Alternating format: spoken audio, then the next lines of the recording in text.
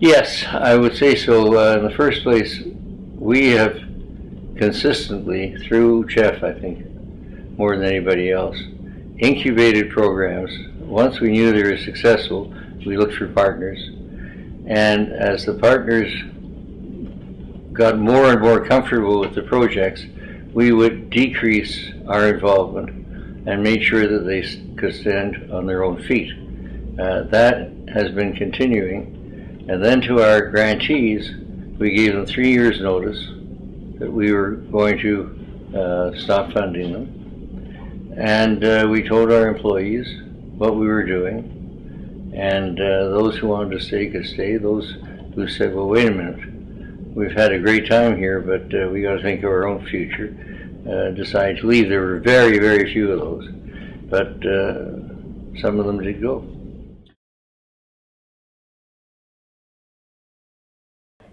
Well, in the first place, we have nothing to hide. We're very happy with what we've done over 30 years, and we thought that perhaps our goods, bads, and uglies in the spend down process could be helpful to others who may want to do the same thing.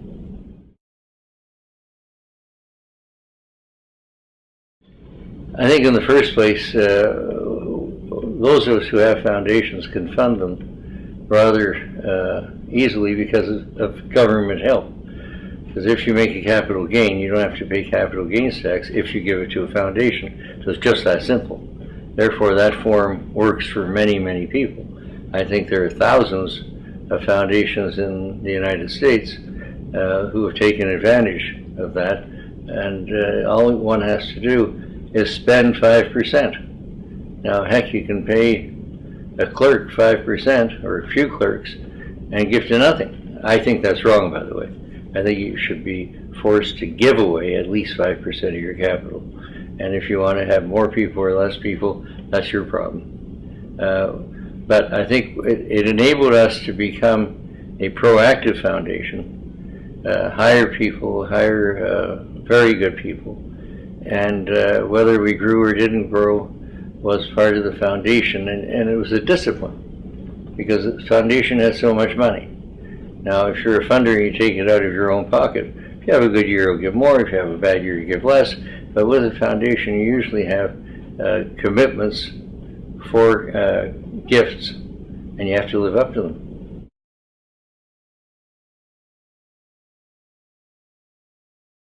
Well, they're certainly not new. You know, there are the Fords, the Rockefellers, the Carnegies.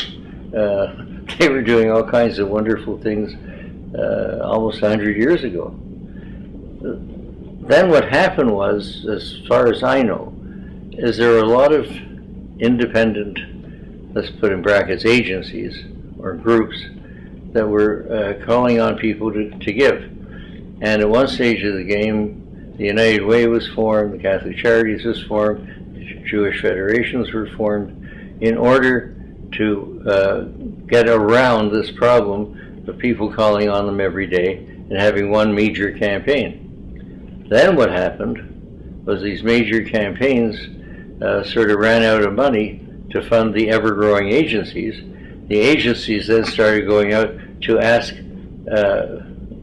money from individuals over and above what they got from these major funds, and now we're back to where we started. The problem being that some of the federations and United Ways and Catholic Charities and the Red Cross and so on are suffering. There's another thing that we've certainly noticed, is that Generation X and Generation Y want to see where their money's going. They're much more hands-on than we were. I remember one time having a meeting at my house of the big givers to the Jewish Federation, and I said to the officials of the Federation, well, let's put a chart up and talk to where the money is being spent. And they reluctantly said okay, and when the video of this went on, most of the people in the room went to sleep.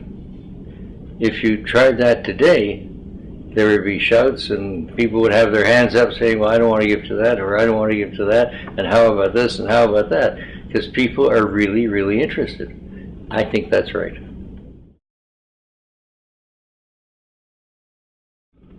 Well, you know, it's in our DNA. My parents were very philanthropic, and while they weren't religiously Jewish, although they were traditional, they were Jewish, culturally Jewish, and loved the Jewish people. And I remember when Israel was born, I had just gone to college in Canada, and I had to make a decision, I thought. And I had to ask the question, who am I? And I said, well, I'm a Canadian, and I'm very proud of that, but I'm also a member of the Jewish people. And that has served me in great stead for the rest of my life. And that's who I was, that's who I am, which is why when we established the foundation, we had two parts. Number one, about the heritage of Canadians, and number two, about the heritage and continuation of the Jewish people.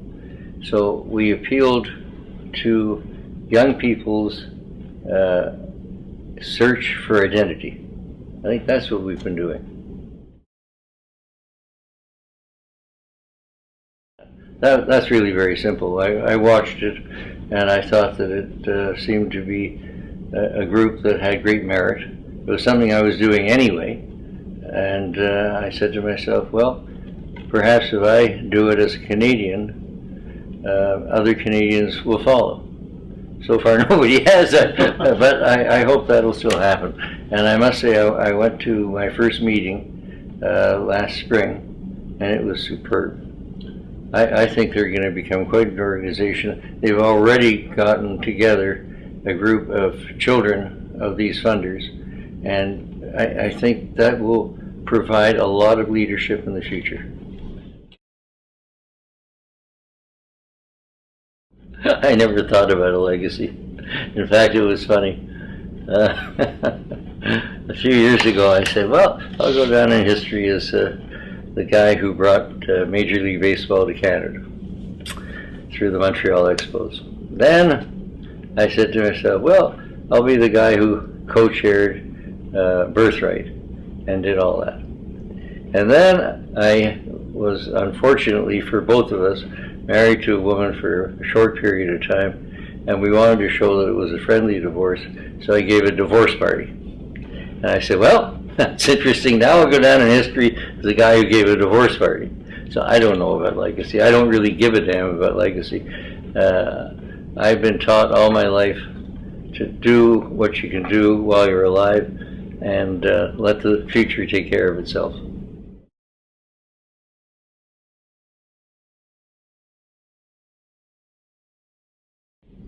Well, in the first place, I do not envisage taking on any other projects, ever. So I will stay with Birthright and be a funder and participate as needed. I will also remain with Historica Canada. I will also stay with the McGill Institute for the Study of Canada, whether I'm emeritus or not. Those are my real interests. And I must say, I've had more rewards and therefore fun in philanthropy than I even did running a baseball team or owning a baseball team and never ran it. It's been a great, great thrill. I think when you see that you can make a difference in a niche area, it's quite rewarding. It's more than rewarding, it's wonderful.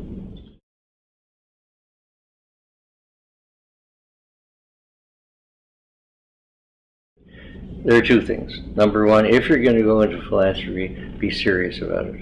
And therefore, run it like you've run your business. There is nothing that cannot be measured. People say, oh, philanthropy, you just get a lot of pleasure from it, but you can't measure it, and who knows? It can be measured. Number two, choose those things that emotionally mean something to you. It doesn't matter what, providing it is something you really, really care about and you think should happen. And I guess there's a third. Go into a niche that you think you can improve.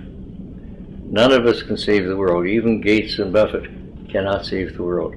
But say with Birthright, we can have an influence on young Jewish adults between the ages of 18 and 26. In Historica, we've had an influence, no question, about Canadians having a higher regard for who they are and what their country really means, and the heroes, heroines, and myths about their country. In my opinion, no society can exist without that. So with those two, and a lot other projects that we've incubated and seen grow, I'm a very happy camper, and I just hope that others can do that kind of thing.